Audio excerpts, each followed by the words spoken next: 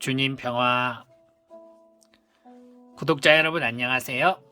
저는 유재선 신부의 반려인형 쥐돌이라고 합니다. 여러분 만나 뵙게 돼서 반가워요. 저는 오늘 여러분에게 한 가지 이야기를 해드리려고 왔어요. 옛날 어떤 외짝 교우 가정이 있었습니다. 천주교 신자인 남편과 아직 하느님을 믿지 않는 아내와 딸이 살고 있었어요.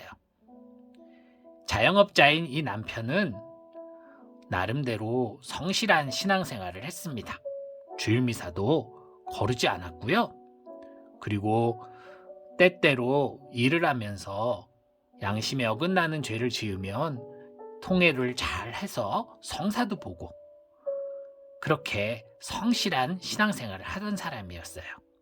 하지만 사랑하는 아내와 딸이 원치 않는다면 그들을 굳이 회개하게 하고 믿게 하려는 마음은 아직 갖지 못했었습니다. 그러던 어느 날이었어요. 사랑하는 딸이 생일을 맞이했습니다. 그런데 그날은 주일이었습니다. 혜령아, 오늘 우리 사랑하는 딸 생일인데 아빠가 생일 선물로 뭐 해줄까? 필요한 거 있으면 다 말해보렴. 아빠가 다 들어줄게. 하하하하.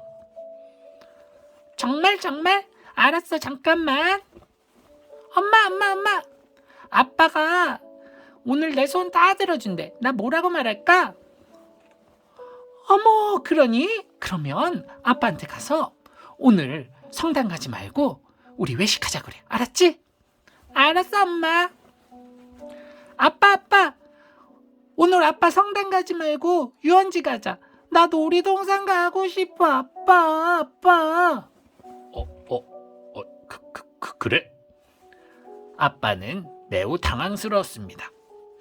그러나 사랑하는 딸과 아내를 위해서 이번 한 번만큼은 희생하리라 생각해 봅니다.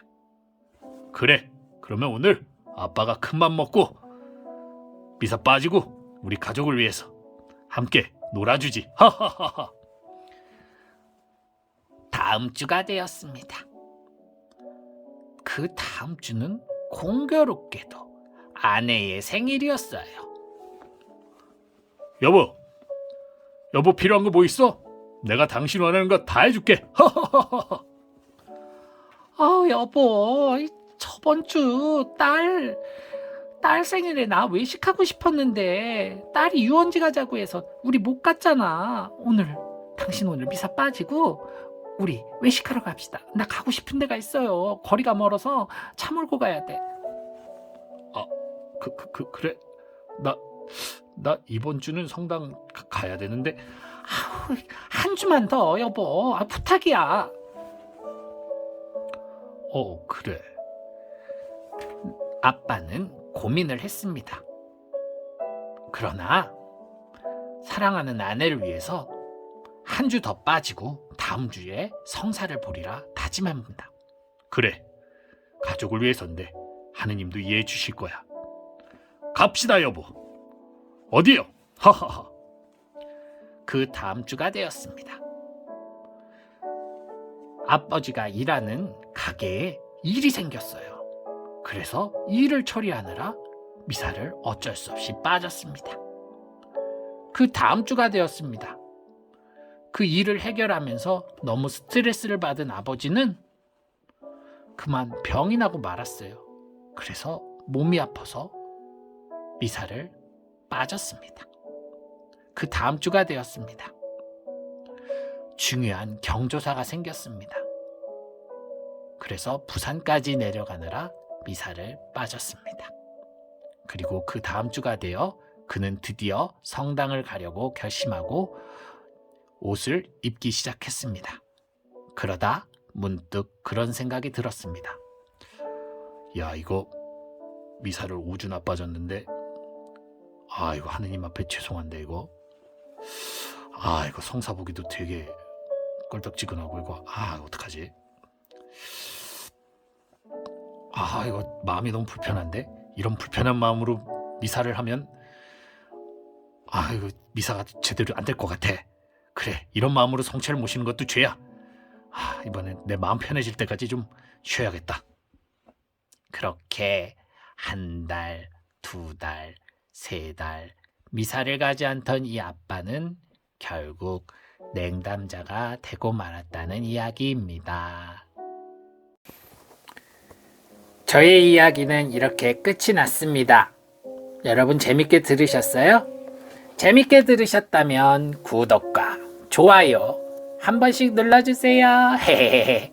자, 이제 저는 이야기의 바통을 저희 형 유재선 신부에게 넘기도록 하겠습니다. 그럼 여러분 안녕. 네, 주님 평화. 얼굴이 너무 크게 나오네요. 네, 이야기가 너무 자기적인가요? 너무 허황되고 과장된 것 같나요? 뭐 그런 느낌이 없지 않아 있습니다만 저는 이게 그렇게까지 허무맹랑한 이야기는 아니라고 봅니다. 냉담하는 과정이 뭐 이렇게까지 극적이진 않더라도 이와 비슷하게 흘러가는 경우가 많죠. 그리고 외짝교우의 경우에는 이러한 유혹이 더 많아요. 그럴 수밖에 없죠.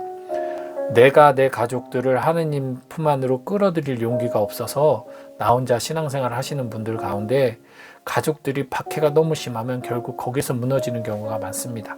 뭐 상담이나 성사 때도 이런 외짝교들의 그 사연들 들어보면 마음이 너무 아파요. 네, 너무나 큰 박해의 상황에 있고 가족 사랑과 하느님 사랑 이게 양립되는 것이 아닌데 양립이 되어 있는 듯한 느낌이 든단 말이죠. 그래서 그것 때문에 너무 많은 고통을 받습니다.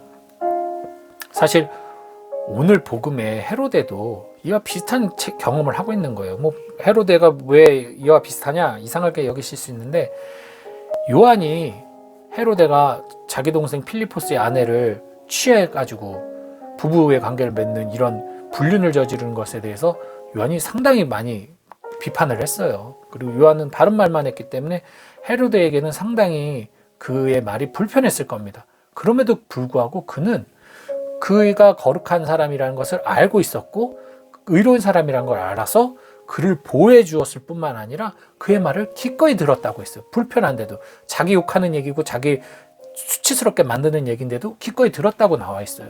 이걸 오늘날로 따지면 우리가 신앙생활하는 거랑 다르지가 않아요. 우리도 신앙생활에 늘 그 복음 말씀이 나에게 완전히 들어들어서 내가 늘 기쁘고 감사해서 듣는 게 아니라 때로는 저 말씀이 나에게 멍해가 되기도 하고 그 말씀 안에서 내가 오히려 더 부담스럽고 힘들 수도 있지만 그럼에도 불구하고 우리가 신앙생활을 하는 거잖아요. 그리고 그걸 못 버티는 사람은 냉담을 하잖아요.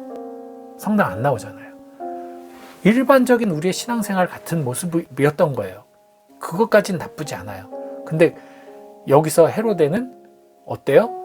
사랑하는 딸 그리고 아내의 말을 어기질 못해요. 즉 가족의 명령을 어기지 못해서 그가 그토록 지키고 보호했던 요한의 목을 칩니다. 이게 지금 양립이 돼버린 거죠. 그들을 설득시킬 마음도 용기도 없었어요. 자기 체념과 자기의 어떤 그 뭐라 그러죠? 체념이 아니지. 자신의 그 뱉었던 말에 대한 책임감과 어떤 자기가 권위가 있었기 때문에 그 권위에 대한 어떤 훼손을 염려해서 그는 결국 자신이 생각하기에 자기가 비록 부끄러워도 놔줘야 됐던 보호해야 됐던 요한의 목을 치고 맙니다. 가족을 위해 포기한 거죠. 인간적으로 이 사람 죽인 것을 보지 말고 인간적으로 봤을 때 이 셋의 모습은 되게 자연스러운 거예요. 왜냐하면 헤로데는 사랑하는 딸을 위해서 맹세를 했으니까 딸을 위해서 자신이 희생을 한 거고요. 이 헤로디아는 요한이 평소에 자기를 얼마나 욕해서 사람들이 다 자기 욕해. 얼마나 스트레스 받았겠어요. 상처받고. 자기가 권력이 있으니까 그 권력을 이용해버린 거예요. 나쁜 짓이지만 어쨌든 인간적으로 보면 내가 너무 많이 상처받았으니까 너도 당해야 돼 라는 인간적인 심리. 딸은요 엄마한테 효도하고 싶어서 엄마는 그냥 목만 베어라고 그랬는데 그걸 접시에 담으라고까지 딸은 더 만들어서 엄마에게 해줘요.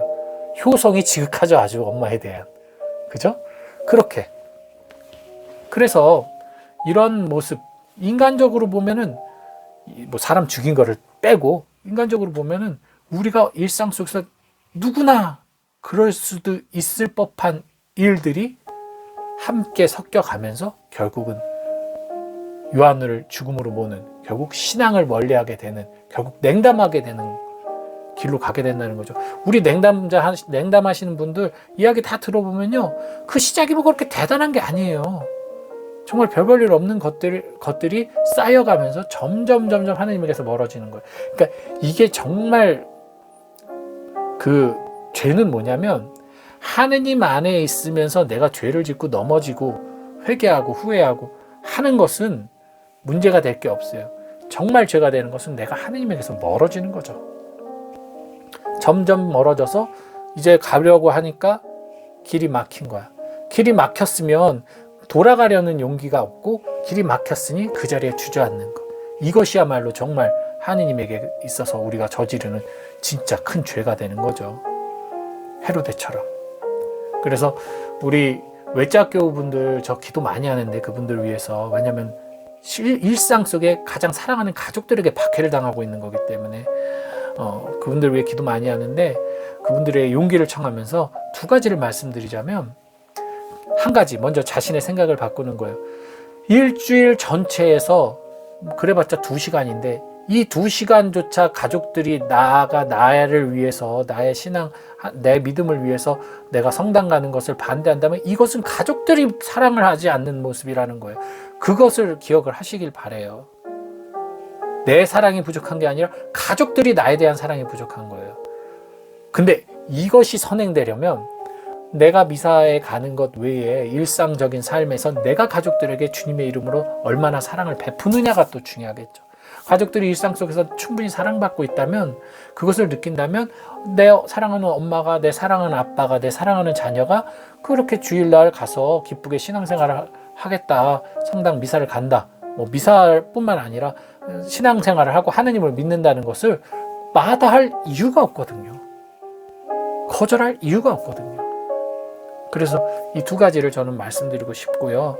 우리 교우분들도, 또 우리 구독자분들도 하느님을 믿는 분들이라면 그분들 위해서 많이 기도해 주세요. 일상의 가장 큰 박해는 가족에게서 일어나는 겁니다. 우리가 알아차리지도 못하는 상황에, 아시다시피 코로나19 2019년 겨울에 일어났으니까 2년이겠죠. 2년 남짓 만에 이렇게 가톨릭 교회를 박살을 냈어요. 아마 10% 이상은 떨어져 나갔을 겁니다. 냉담의 길로. 보이지도 않는 세균이, 바이러스가 이렇게 우리의 신앙의 뿌리까지 흔드는 정도인데,